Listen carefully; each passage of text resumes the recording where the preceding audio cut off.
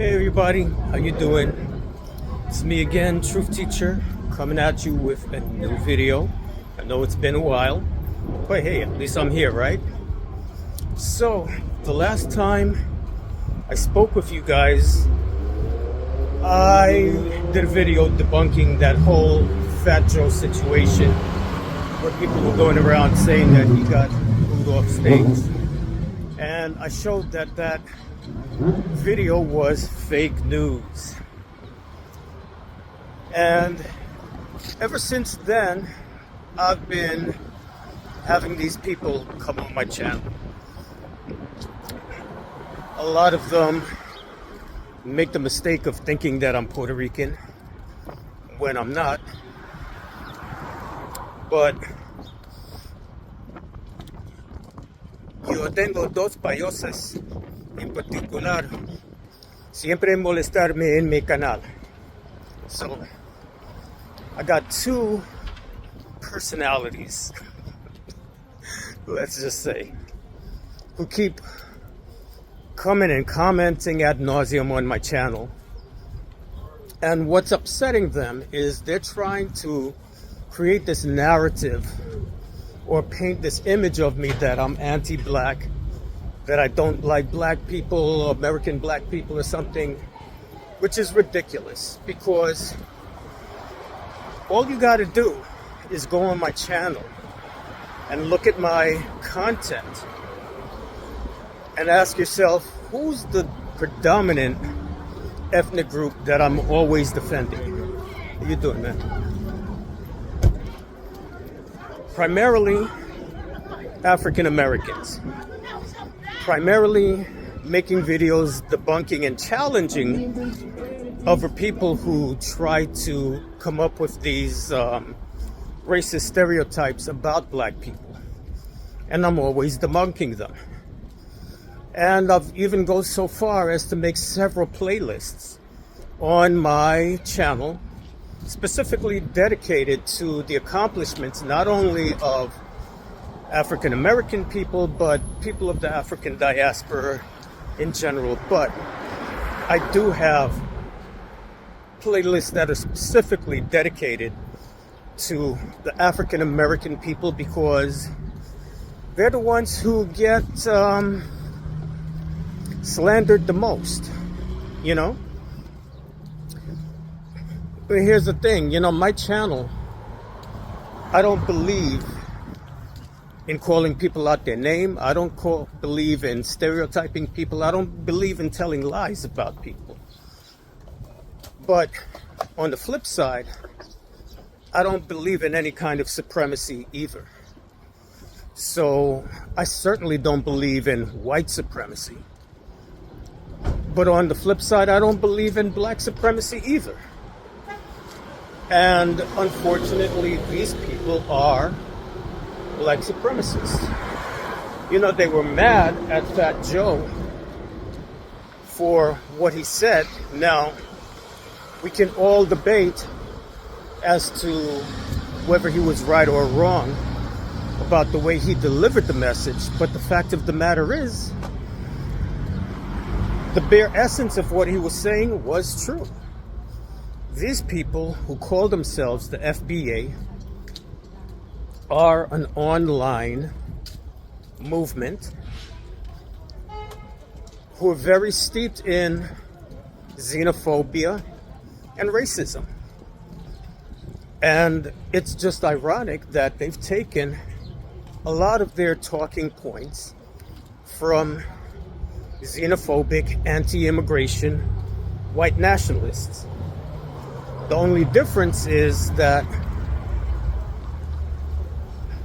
these people are attacking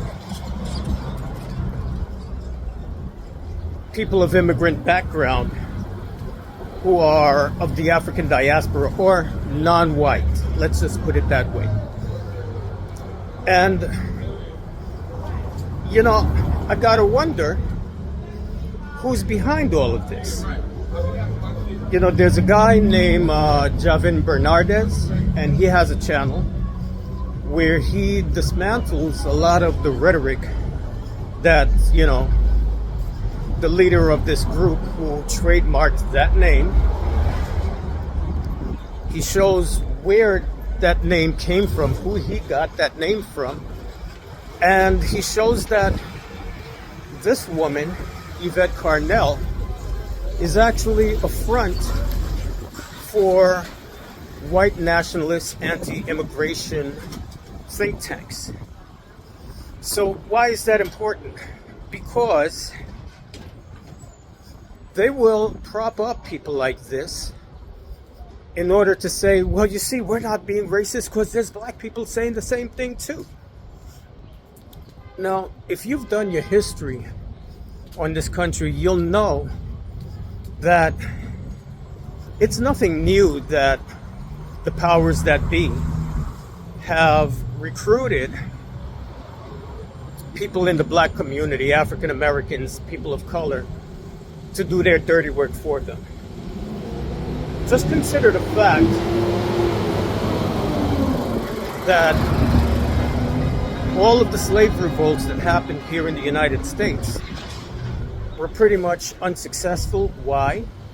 Because they had somebody from the inside who betrayed them, ratted them out to the powers that be. It's already documented fact that civil rights activists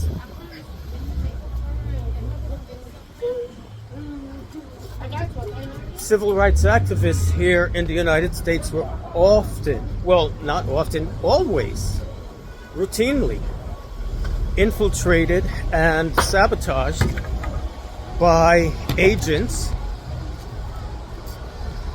who infiltrated the group. We can look at Marcus Garvey and how that movement was destroyed by FBI plants that infiltrated the group and destroyed it from within. We can look at the same thing with the civil rights movement and how they had people working on the inside trying to discredit Martin Luther King.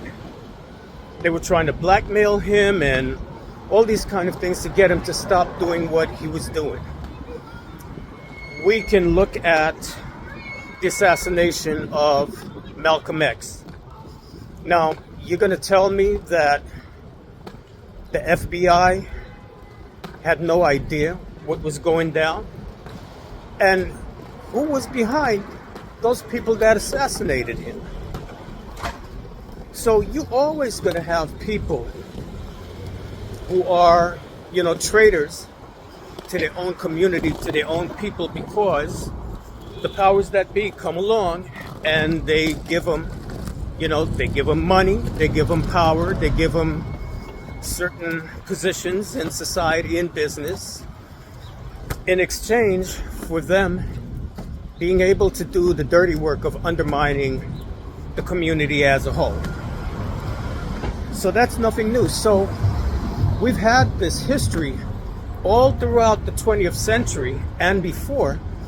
So what makes us think that the same thing isn't happening right now? So I think, it's just really ironic that at a time when people of the African diaspora are getting together and collaborating with each other and figuring out how to really do things that will empower all of us, all of a sudden now you have people like this three-letter group who are coming and causing division amongst people of African descent or people of non-European, ironically, just about all of us have some kind of European ancestry for one reason or another, but we're not categorized in this society as white.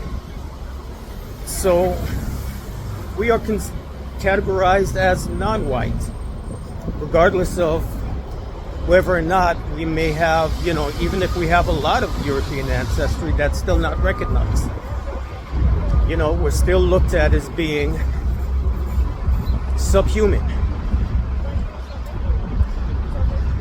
So, it's just really strange that we've got someone who started his career, part of his early career, riding on the coattails of Pan-Africanism.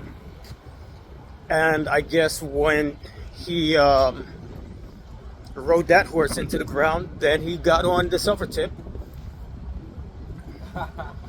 And now he's doing this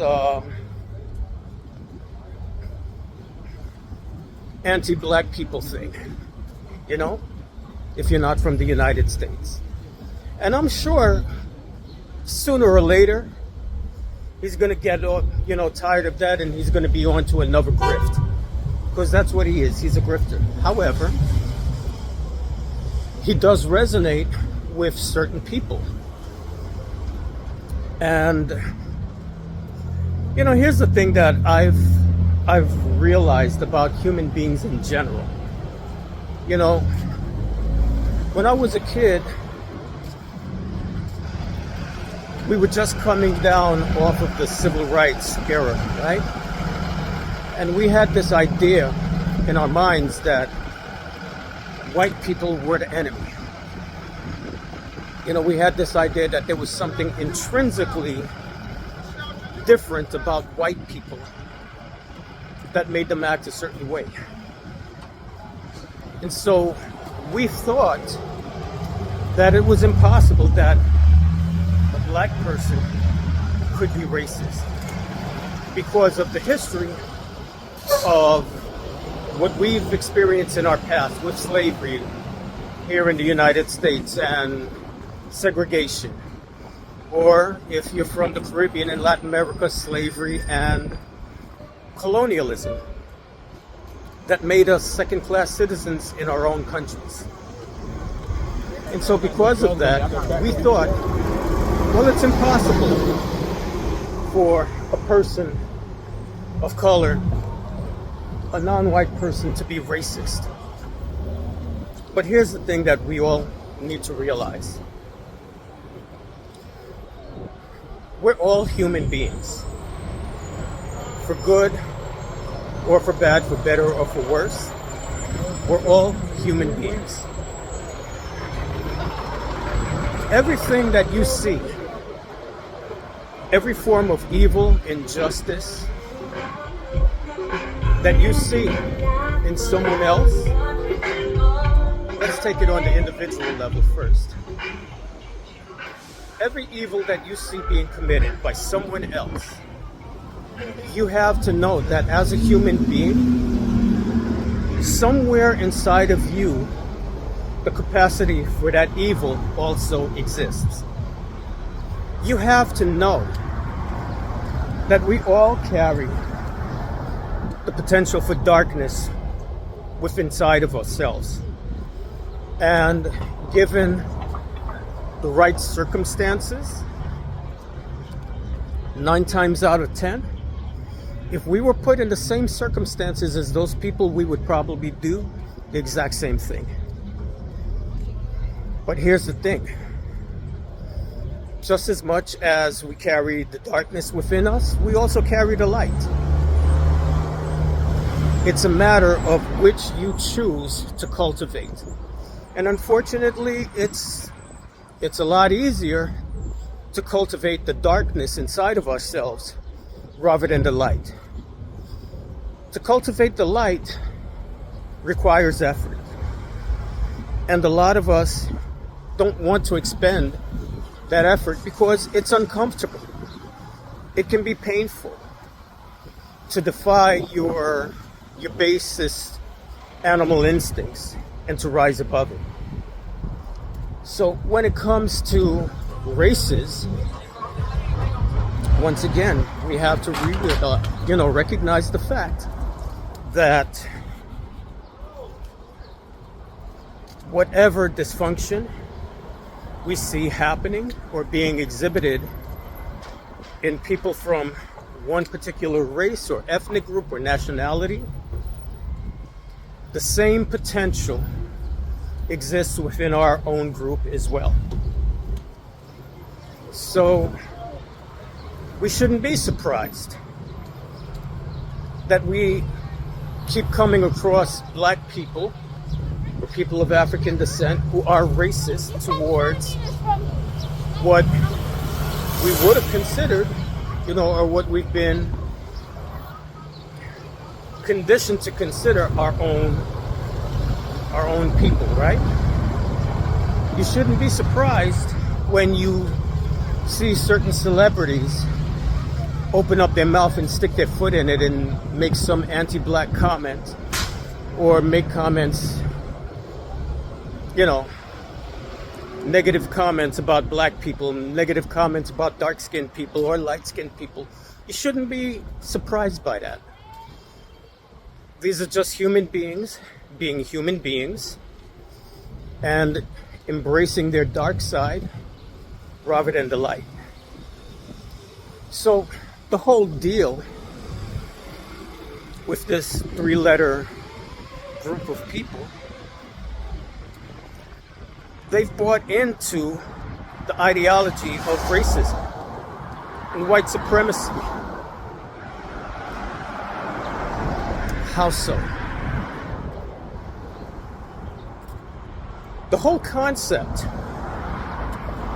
of putting people in races to begin with was created by who? It wasn't created by us. We didn't do it. Like most people in the world, we identified before we came here to the side of the Atlantic, we identified primarily according to our family groups and our cultures and our communities, right? It was the European colonial forces who created this whole idea of race in the first place. And now, why did they do that? They needed to do that in order to convince the world that the people that they were exploiting deserved it. So they made up this idea of race and tried to put people in these different racial groups. And of course, the European was at the top. So this is when they created this idea of black and white, and not even using it as descriptive, adjectives, but assigning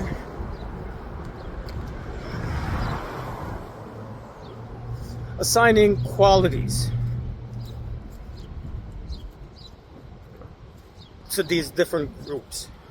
Your level of intelligence, your level of beauty, your level of civility, spirituality, all being defined by your skin color and your physical attributes.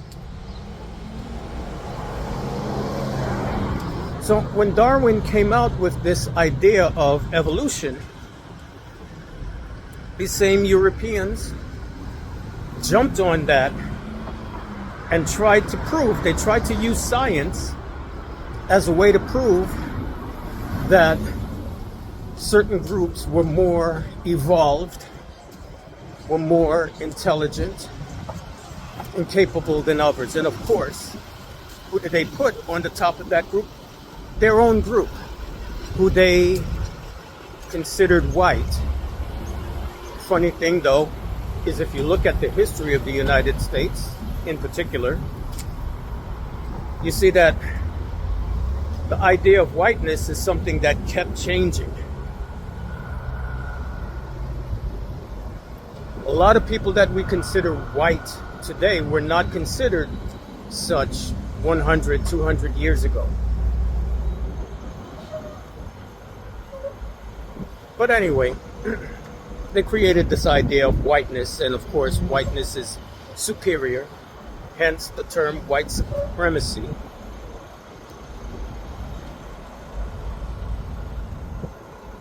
And certain quote unquote black people have bought into this mindset. They too believe that your physical qualities, your skin tone, your hair texture, all of this is determines your level of humanity.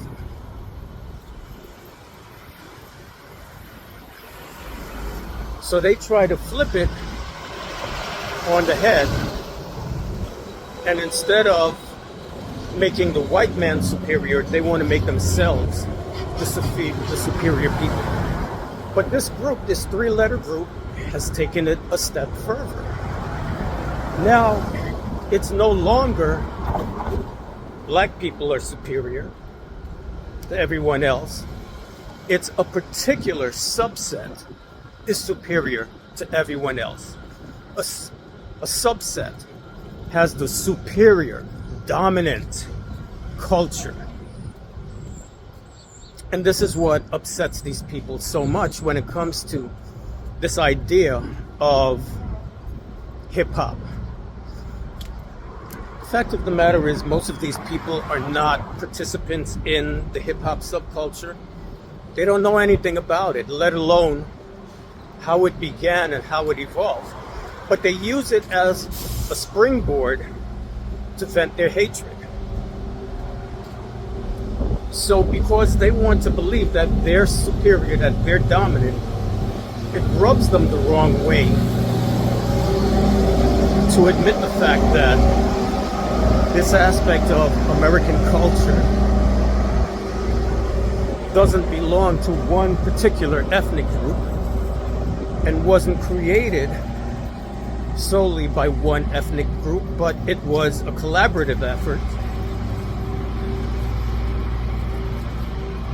by all the ethnic groups that were in those communities in the Bronx and New York, the 5 boroughs.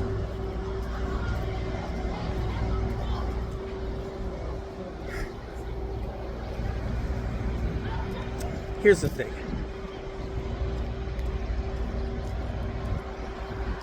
Everybody who's come to this country has made contributions. Have the African Americans made contributions to this society? Absolutely. The society as we know it today would not be the same without the contributions made by African Americans in all aspects of life. Artistic, social, political, scientific, medical, you name it, education. Every walk or every endeavor, human endeavor in this country has been impacted by contributions from African Americans. But they want to take that and exaggerate it, that they're the only ones that did it. Well, that's not the truth. This whole country that we're living on, let's just be honest, it was founded on stolen land. And we all know that for a fact. Every last single one of us is living our lives on stolen land. Nothing we can do about that right now, but the facts are the facts. It's the truth. Whether you like it or not, that is the truth. So everyone else that we see here are the descendants of migrants, whether they came here voluntarily or not. And each group who's come here has added something to the culture. None of us, absolutely none of us, live in a vacuum, completely sealed off from anyone else or borrowing influences from anyone else. All you got to do is just walk down your street in any neighborhood. Everything that we take for granted and we think of as American, most of it overwhelmingly has its origins in another country or another culture. Right?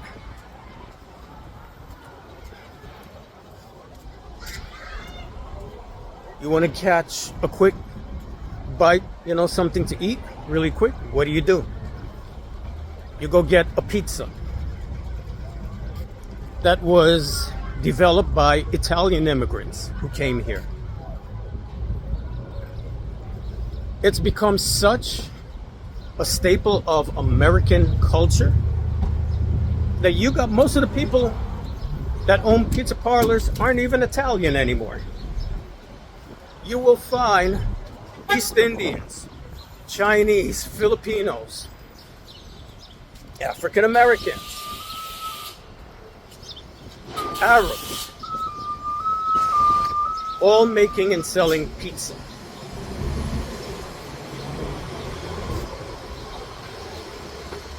What do you drink when you wake up in the morning? A cup of coffee. That didn't come from Europe. That came from other cultures. What else do you get if you want to get quick lunch? You go and you buy yourself some Chinese food.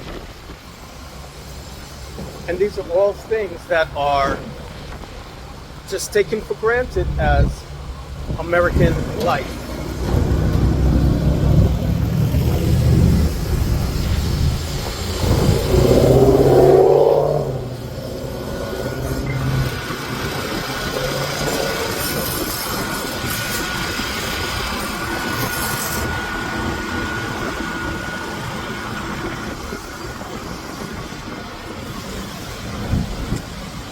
As much as we talk shit about Mexicans, what are some of the biggest fast food chains in this country? Taco Bell and Chipotle, even though they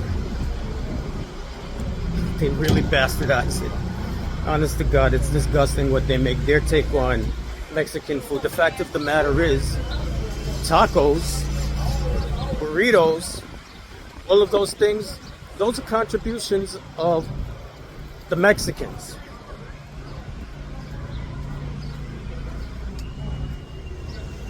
Taco Tuesday. That's just a part of our night. That's a part of our life, right? Taco Tuesday.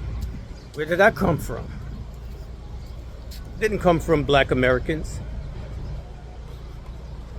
Didn't come from European Americans either.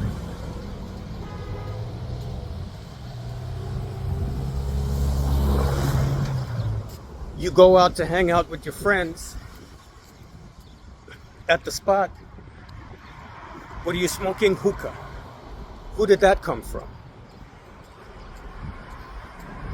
Things that have entered our diets. Hummus, falafel, shawarma. All of those things come from the Arabic-speaking immigrants who came here to the United States. So everyone who is here has made contributions to this culture.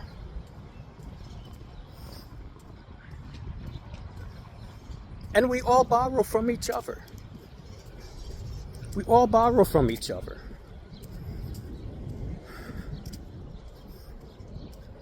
African Americans have been very influential, undeniably influential when it comes to musical creations. But were African Americans living under rocks? No. They were part of the society. So they were influenced by other elements that didn't come from Africa. And if you're going to jump in my comments talking this bullshit about we were already here, we're aboriginals, listen, this is not the right channel or video for you, go somewhere else, because if you come in my comments with that bullshit, you're just automatically getting blocked and deleted, okay? I'm not even going to waste my time having those conversations. I'm talking about people who are of African descent. So if that ain't you, go comment on somebody else's video.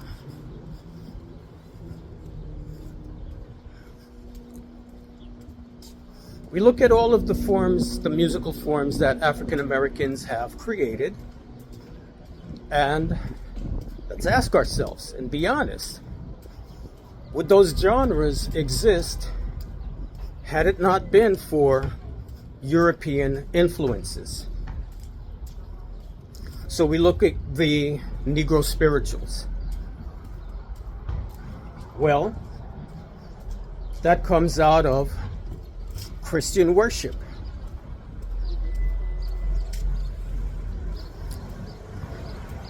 Our ancestors, whether you're from the Caribbean or the United States, came primarily from West and Central Africa.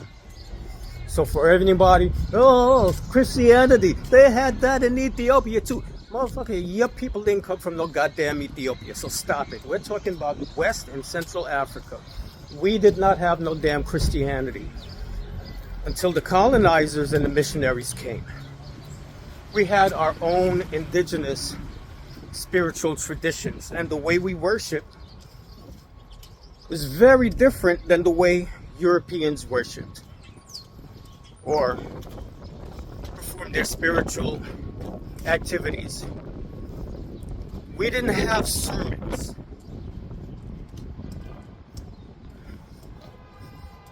We didn't have choirs. We didn't do that. Where did we get that from? We got that from the Protestant Christians. Okay? So, Negro spirituals, the foundation of that was the tradition of having singing hymns in the church.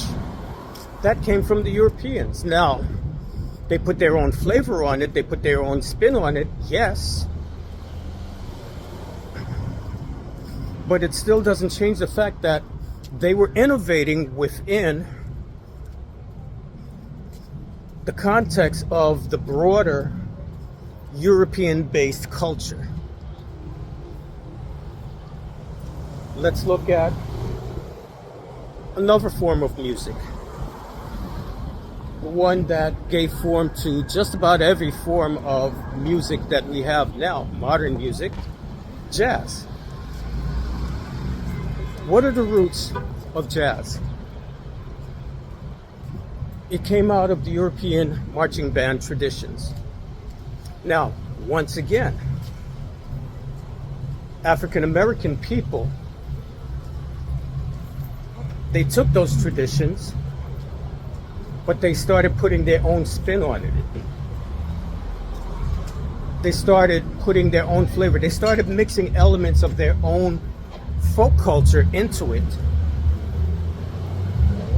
And that's what created jazz. So let's look at the instruments. Let's look at the instruments that make up a jazz band. We have all the brass instruments, the trumpet, the horns, all of that. We have the drums. The drum kit was made out of just recycling all the different drums all the different kinds of drums that were in the marching band. That's what they made the drum kit out of. Once again, they innovated within a European template to create something new, something unique, something original that had not been seen in the world before.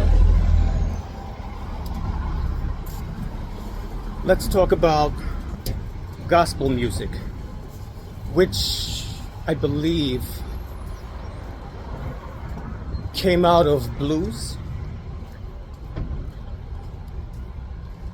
I have to go back and check that. But I believe blues was first, and then, gospel grew out of blues. When you listen to the way an African American person sings a song and a European descended person sings a song, there's a difference.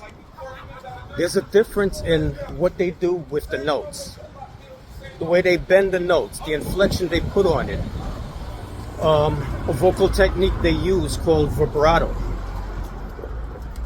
You don't hear that in European music, but you do in African Americans when they sing. Now, where did they get that from? Where did they get that vocal technique from?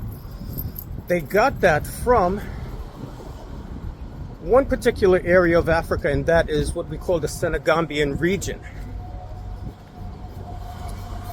Now, when you listen to their traditional music, you can listen to music styles like Takamba, for example, or you can listen to the way griots in Senegal, Mali, Niger, Guinea, the way they sing, that technique of using the voice, that vibrating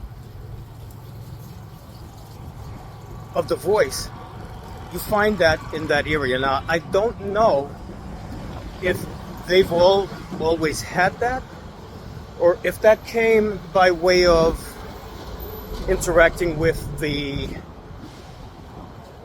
Muslim, cultures to the north. Could be, sometimes you have things developing in two different areas at the same time, and it's just coincidence. But whatever the case may be, that's where that came from. But once again, they were innovating within a European template. The use of harmonies. There is no harmony in African music. There is no harmonies. There is no vocal harmonies in Arabic music. That comes from Europeans. So wherever you hear harmony, vocal harmonies and things like that, that is a European influence.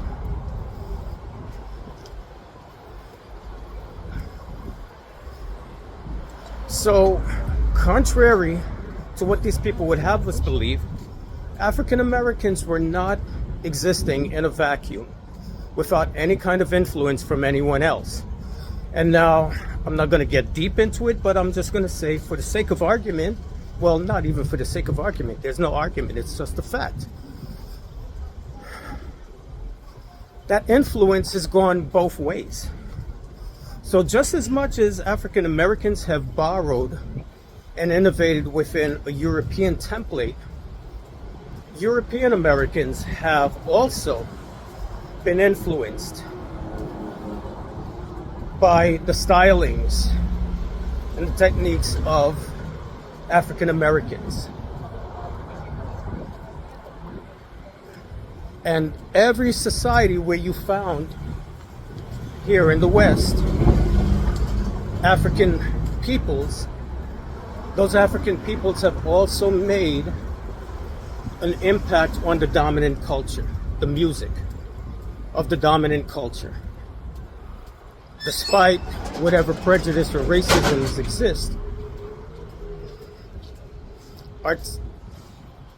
the artistic soul has no prejudice, has no racist. That comes from the minds of men. So when an artist sees something that's worthy of merit, they pick up on it and they use it. We just lost earlier this year one of the greatest musical geniuses, not only in the African American community or the American community, but the world. Quincy Jones. Now, it's very interesting when you look at his career.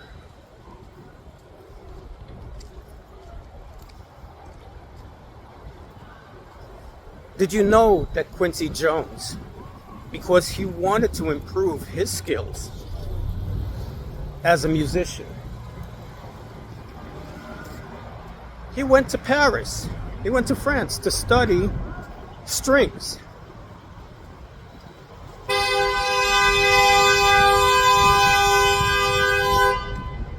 He went to Paris to learn how to compose with the strings. Why? Because he wanted to take his music to another level, to a higher level. So this idea that Black Americans, we did it all on our own, we didn't get help from anybody else, we didn't that's all nonsense. And it's nonsense that's born out of an intense insecurity that's given birth to racism and xenophobia. So when you're talking about now the contributions to the musical aspects of hip-hop culture,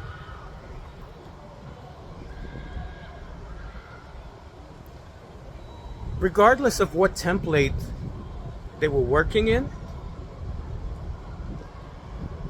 it was 3 West Indians who really changed the direction of the music. There was Kool Herc, Flash, and Africa Bambaataa. What did they put into the music, musically from Jamaica? In the early days, I would dare say nothing, because I don't recall. I mean, I grew up in Jamaica in the mid-70s, I left in the mid-70s, and I came back here to the United States.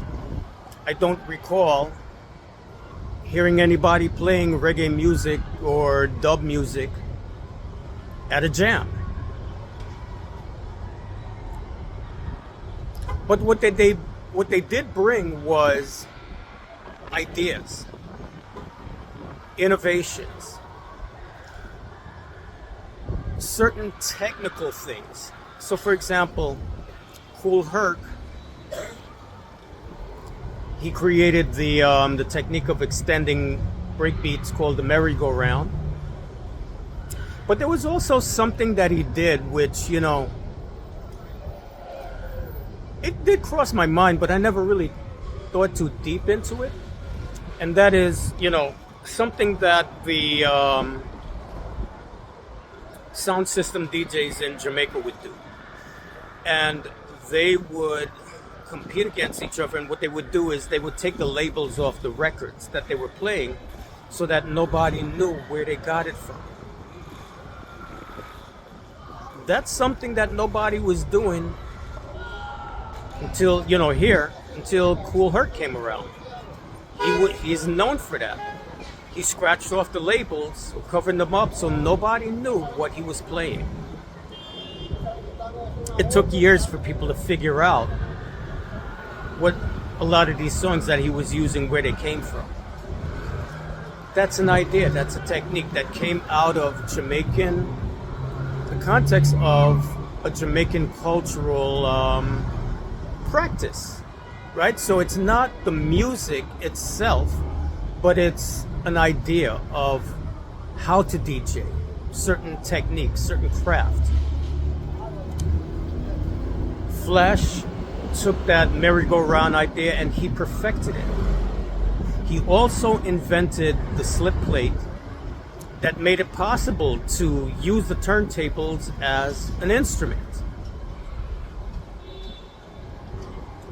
African Bambaataa, now he's the one that I would say introduced the community to a more eclectic palette of music, because he was playing at his parties, he was playing all kinds of music.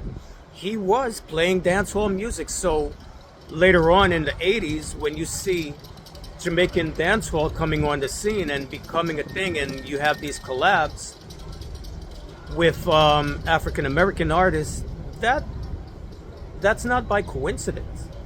They had to have heard that music from somebody. It was people like African Bambaataa that introduced African Americans to dancehall music. Okay, so those are just, a few examples. Now, when it comes to Puerto Ricans and Cubans and their influence in the music, it comes in through the back door. Because the Puerto Ricans and the Cubans, since the beginning of the 20th century, had been making a very big impact on music here in the United States. When it comes to percussion, that did not exist in the African American community. I mean, it did at one time, but at some point in the 1700s, the tradition of playing the drums was outlawed. So people couldn't play percussion instruments like that anymore. Now, did that mean that they had no tradition of percussion or finding other ways to create percussions? Absolutely not. They most certainly did. They used hand clapping. They used, I think in some parts they used spoons. They used stomping. They used many different kinds of things. But the kind of percussion technique that came up out of the Caribbean was far more sophisticated and complex than what African Americans had. And they incorporated, along with the drum kit, to give the music another flavor. So I think Xenophobia was the first one who introduced the congas into American music, because he was collaborating with Dizzy Gillespie. And Dizzy Gillespie he went out looking for someone who had that, who knew how to play that instrument. You got to keep in mind that all these people were collaborating with each other for a long time. Jazz musicians were going to Latin clubs and listening to their music. Latin musicians were going to jazz clubs and listening to that music. You had Latin bands that were playing regularly up in Harlem at the Savoy Ballroom, which I believe was owned by a West Indian. Not gonna die on that hill, but I think I saw something like that. It requires further investigation. But there were Dominicans playing in Harlem. There were Puerto Ricans playing in Harlem. There were Cubans playing in nightclubs in Harlem. And there were a lot of African Americans that were playing in Latin bands. There were Latin people who were playing in African American bands. That's just a fact of history. So, is it any wonder that in the 40s and the 50s we've got this heavy collaboration going on, and then in the 1960s we start hearing congas, bongo, and timbales making their way into every genre of American music? No. But now here's a question. Can we say that the music that African Americans made, where they borrowed these foreign elements, can we say that that's no longer African American music? Can we say that, oh, well, they're playing bongos, that means that's Latin music now? Absolutely not. Regardless of where the elements came from, it's still the artistic creation of those artists. So those funk and Motown and disco songs that have those congas in it, that's still African American music. Why? Because it was made by African American artists who used their musical talent and genius to incorporate those elements into the music and make something new and to give it, a more complex flavor. This is something that every society on the face of the earth has done and is still doing.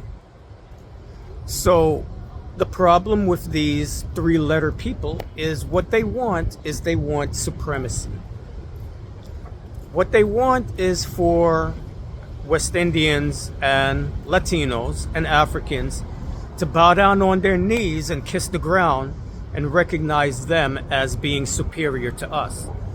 And I'm sorry, but you're just a human being like I am. You wake up in the morning with bad breath. You gotta take a shit, you gotta piss, and hopefully you wash your ass when you're done. You're not any better than me. You're not any better than any of us. And none of us are any better than you. So we have all been influenced by each other. Musicians in the Caribbean, of course we borrowed influences from the United States. Of course we were listening to Black American artists and we incorporated elements from that in our own music. But we weren't just listening to African Americans alone.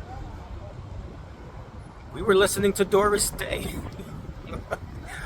Weird as it sounds, we were. Country as quiet as it's kept. Country music is really big in Jamaica. Like,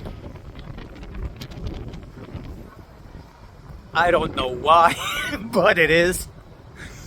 And when I, discussed this with other people, it all made sense why my stepfather would be blasting these country and western songs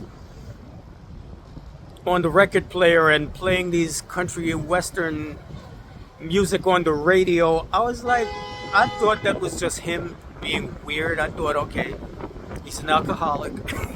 He's drunk. He's listening to this weird ass music, that's weird. And then come to find out that that is actually a thing. It is a thing in Jamaica. We like country western music.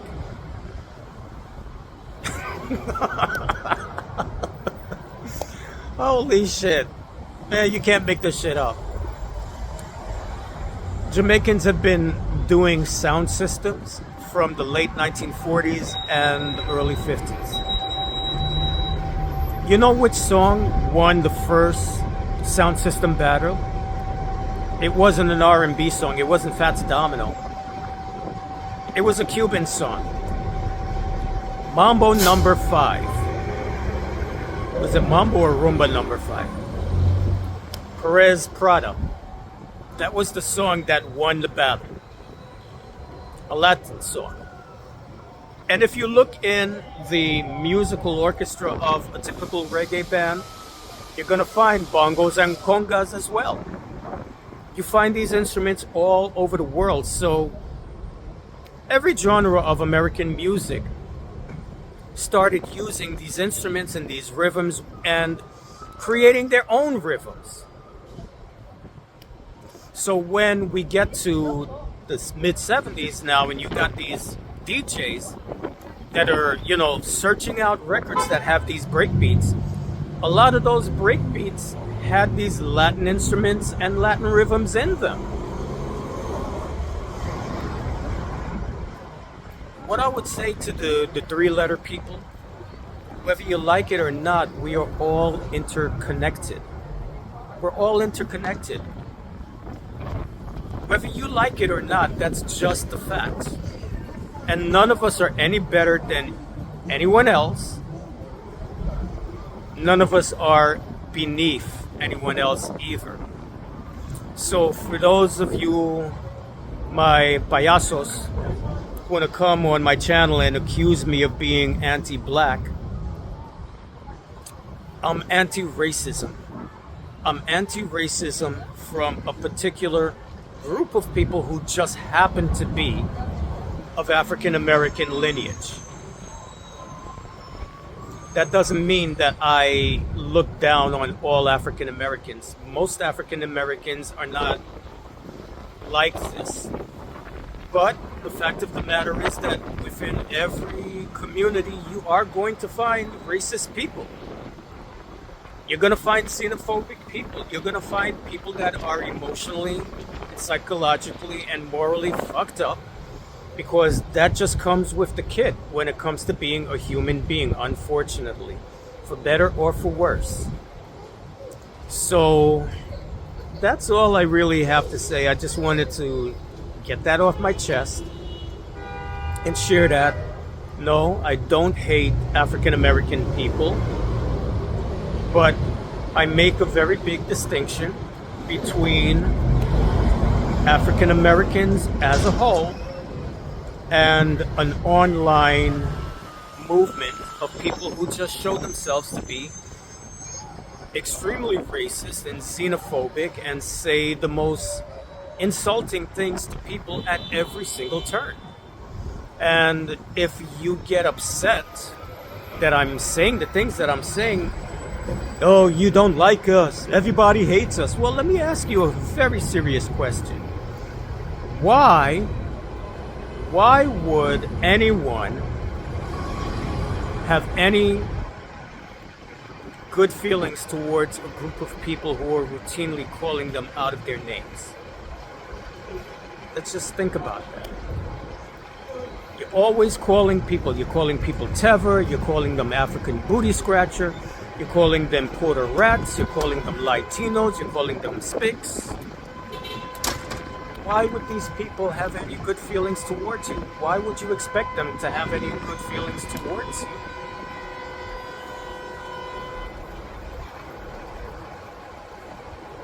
When all you do at every turn is you insult them and you step to them in a way that you want them to bow their knees to you and get on the floor and grovel towards you, why would they want to have anything to do with you or like you? So at the end of the day, if you want respect, you got to show respect. If you want people to like you, how about being likable?